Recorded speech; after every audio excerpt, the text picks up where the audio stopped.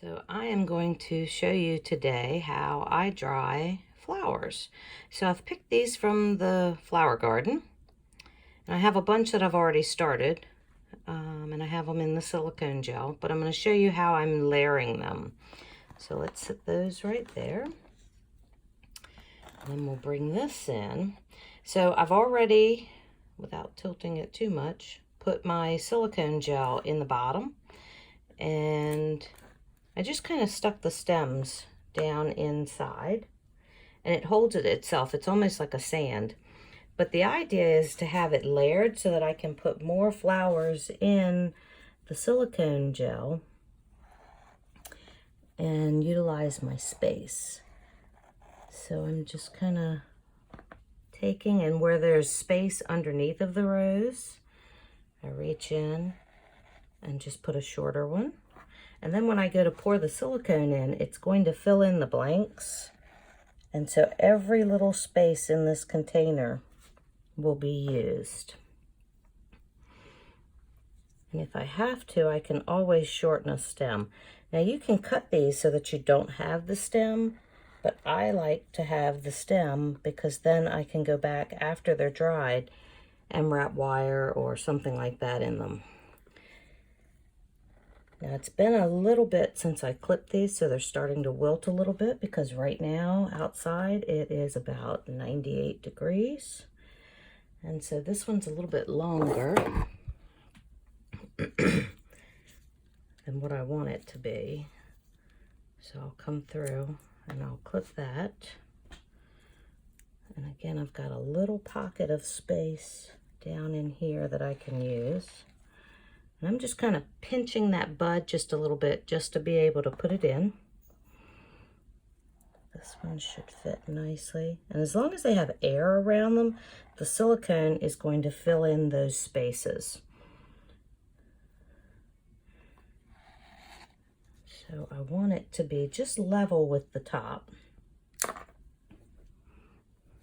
when I go to put that silicone in. So I'm making sure these flowers have space. And I've just about run out of area that I can do this.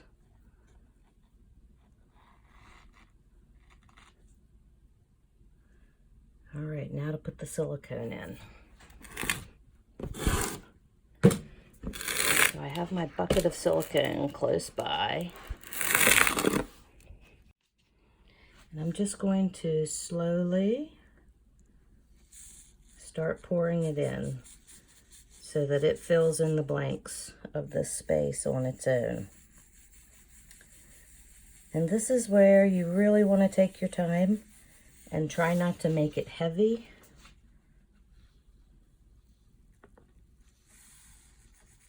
You just want it to fill in those blanks just a little bit. And I always like to just let it fall in one place, and then you see it fills in itself around the corner there. Some more silicone. And let's see, let's put some in this area here. And it's good to fill it so that it goes underneath of the flower, because otherwise you'll weigh your petals down. So pick a good place and you'll see that it fills it in on its own.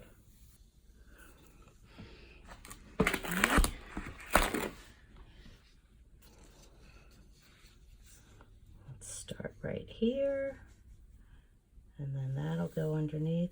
The last place you want to put silicone is on top of that rose or flower, whatever it is that you're drying.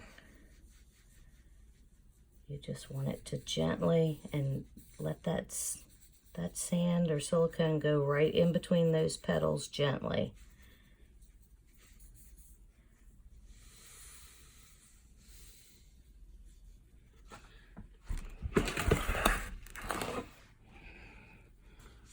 Okay, now we're over on this side. We're going to fill in underneath this big rose. The bigger the rose and the wider it's open, the more you need to be really careful, because those petals will drop right down. Come from the other side.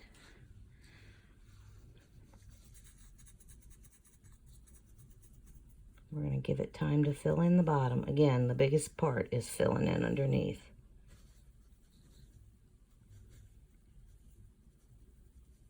And then it just forms like a little bubble wrap around every little petal. And we're almost there.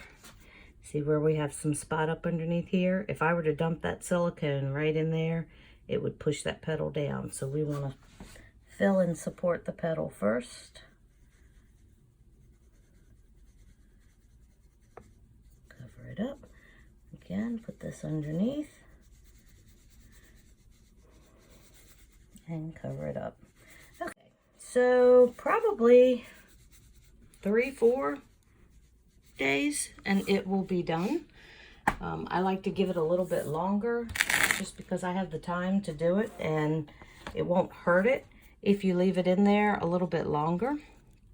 So we'll set this off to the side, and I'll show you a couple of pieces that I've just done recently. So this is a gardenia. This is one of those flowers. More flowers. I love the rosebuds. Absolutely love the rosebuds. Let's see what else we've got in here. These were some little purple flowers that I had in the garden.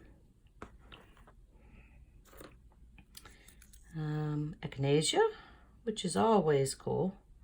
I love how the petals tilt down.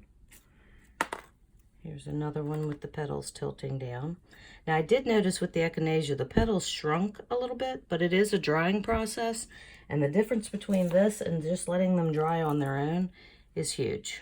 So there's another echinacea. More roses. Another echinacea. More roses. Now, not everything will dry nicely. I did the dianthus, I think is what you call these.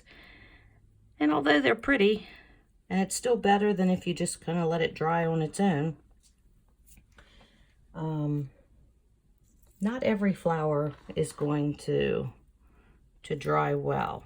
And of course, this is an example of where I put the silicone in too fast and it bent the petals. So again, you want to support those petals underneath first. What else do we have here? We've got a few more rosebuds. Again, I absolutely love the rosebuds.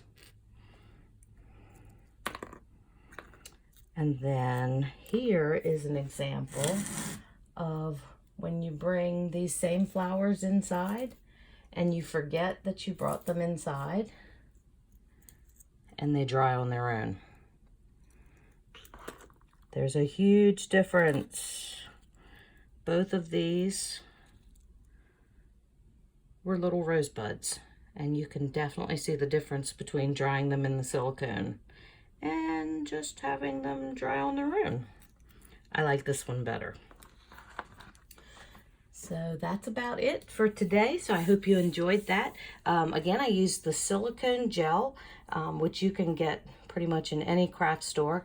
A word to the wise, the silicone gel that is large beads, it's almost the size of little BBs or pellets. I do not recommend that at all because it will leave an imprint in your flowers because of the weight of the beads. If you're going to get silicone, make sure that you get silicone that is like a sand or a granular texture. So I hope you enjoyed it. Leave me some comments.